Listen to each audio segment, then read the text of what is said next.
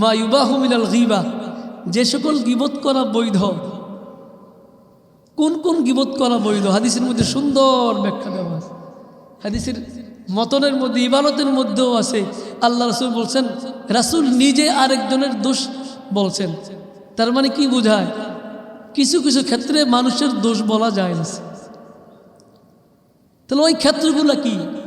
যেই ক্ষেত্রগুলোতে একজন মানুষ আরেকজনের দোষ চর্চা করতে পারে, দোষ বয়ান করতে পারে, তাহলে আমার দিলে আর প্রশ্ন থাকবে না যে মসজিদের মিম্বরে বসে হুজুর আরেকজনের সমালোচনা করতেছেন, তখন আর আমার দিলের মধ্যে প্রশ্ন থাকবে না। বড় আলেম তিনি একজন মানুষের সমালোচনা করতেছেন, আমার মনে প্রশ্ন থাকবে না। আলেমের প্রতি আমার সম্মান বাড়বে, সম্মান কমবে। যে সকল কারণে গীবত বৈধ, অন্যের দোষ বলা যায়, তন্মধ্যে একটা হলো নির্যাতিত ব্যক্তি জালেমের ব্যাপারে এর চেয়ে উপর মহলে বিচার দেওয়ার জন্যে তার দোষ বলা যায়, বরং এটা জরুরি। একজন মানুষ যদি নির্যাতিত হয়, তাহলে তার উপরের মহলে যদি কাউকে বললে তাকে শায়েস্তা করা যায়, এই জালেমের জুলুম বন্ধ করা যায়, ওই জায়গায় গীবত বলা শুধু জায়েজ না, বরং ওই জায়গায় তার দোষ বয়ান করা জরুরি। নম্বর 2, মন্দ কর্ম সমাজ থেকে অপসারণের নিয়তে খারাপ কাজ চলতেছে সমাজে, সেটাকে বন্ধ করতে হবে। যারা করে এদের ব্যাপারে তাদের যারা দায়িত্বশীল আছেন, যারা তাদের গার্ডিয়ান আছেন, এদেরকে এদের দোষগুলো বলা এটাও জায়েজ, এটাও জরুরি। নম্বর 3, আপনি মাসআলা জানবেন, ফতোয়া জিজ্ঞেস করবেন। আপনাকে যে বিষয়টা জানতে হবে সেটা যদি কারোর দোষও হয়, সেটাকে অবশ্যই আপনি জানতে চাইলে তার দোষ বয়ান করতে হবে। জানবেন কোত্থেকে আপনি? নম্বর 4, এলাকার কোনো খারাপ মানুষ সম্পর্কে আপনি মানুষকে সচেতন করতে চাচ্ছেন। এই লোকটা খারাপ মানুষ, এই লোকটা গ্রামের মধ্যে টাকা সুদে লাগায়, সুদখোর, এই লোকটা ঘুষ খায় বেশি, তাকে দিয়ে একটু বিচার করাইতে চাইলে ঘুষ খায়, বলে আমি বিচার করব, আমাকে মোটা অঙ্কের টাকা দেওয়া লাগবে। খারাপ ব্যক্তি সম্পর্কে মানুষকে সচেতন করার জন্যে, মানুষকে সতর্ক করার জন্যে ওই লোকের দোষ বলা, তার গীবত বলা যায়, এবং এটা বলতে হবে ইমানই দায়িত্ব আপনার। নাহলে তো সমাজ ব্যবস্থা সুন্দর থাকবে না। আপনি শুধু নির্যাতন ভোগ করতেই থাকবেন, ভোগ করতেই থাকবেন। আপনি যদি কারো কাছে বিচার না দেন, আপনি যদি জালেমের শাস্তি কারো কাছে না চান, তাহলে তো আপনি নির্যাতন ভোগ করতে করতে দুনিয়ার থেকেই চলে যাবেন। হক বঞ্চিত মানুষ যদি উপর মহলে কারো কাছে জানাইলে সে তার হক পায়, তাহলে তার উচিত উপর মহলকে জানানো, যেন সে তার হক পাইতে পারে। আম্মা জান আয়েশা রাদিয়াল্লাহু তাআলা আনহা কর্তৃক বর্ণিত,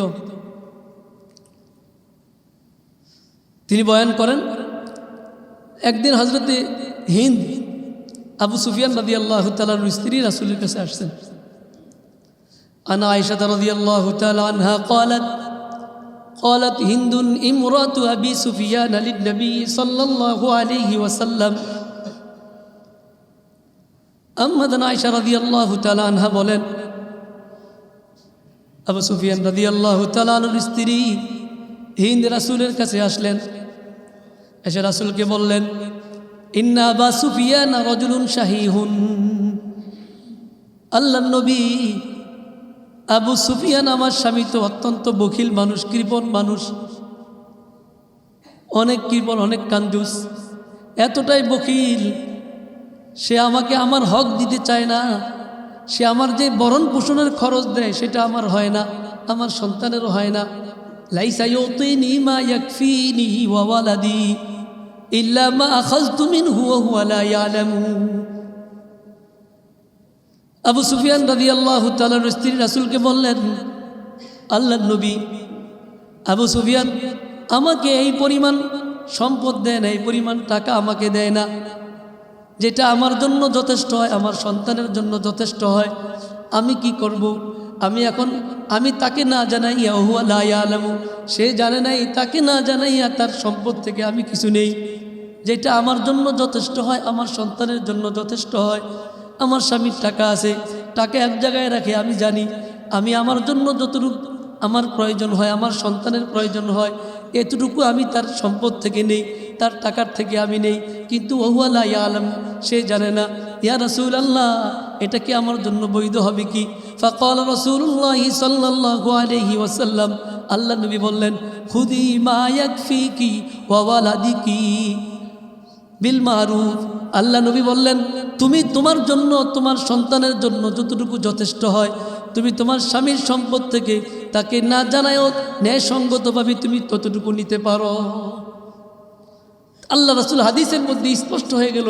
রাসূলের সামনে আবু সুফিয়ান রাদিয়াল্লাহু তাআলার স্ত্রী স্বামী সম্পর্কে গীবত করতেছে যে রজুলুন শাহীহুন, লোকটা একেবারেই বখিল, এর মতো বখিল মানুষ হয় না। সে আমার ভরণ পোষণের খরচ আমাকে দেয় না, আমার সন্তান বেঁচে থাকবে যতটুকু টাকা লাগবে সে ততটুকু দেয় না। রাসূল নিজে শুনলেন, কিন্তু রাসূল তার কোনো প্রতিক্রিয়া জানালেন না, বরং রাসূল তাকে বললেন, তুমি তারকে না জানাইয়া যতটুকু নাও, ওই নেওয়াটা যেন ন্যায়সঙ্গতভাবে হয়। যতটুক তোমার লাগে ততটুক নিবা, সন্তানের যতটুক প্রয়োজন ততটুক নিবে, এর চাইতে বেশি নিবে না।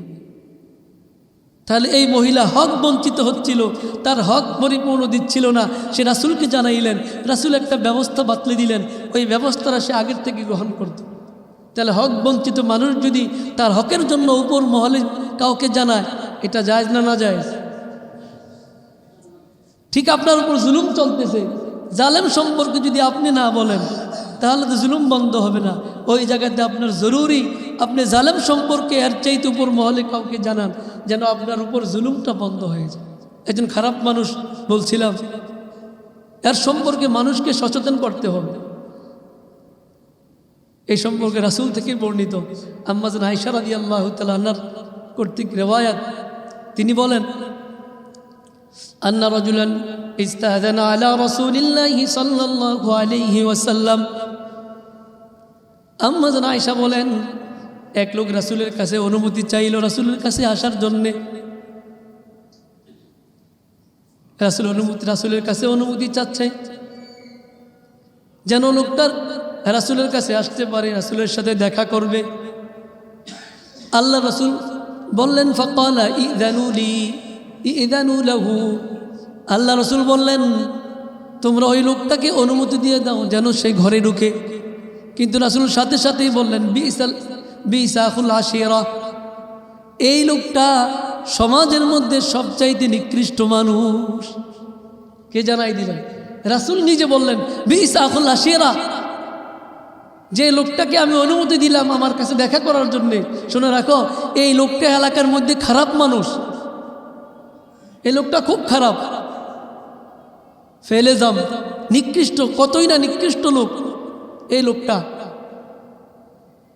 তার মানে রাসূল কেন বলছেন এই কথাটা? যেন সাহাবায়ে কেরাম এই লোক থেকে দূরে থাকতে পারে, এই লোকের কোনো ধরনের কোনো ফোন দিতে, যেন কোনো ধরনের কোনো কুটো কৌশলে যেন কোনো মানুষ না পড়ে।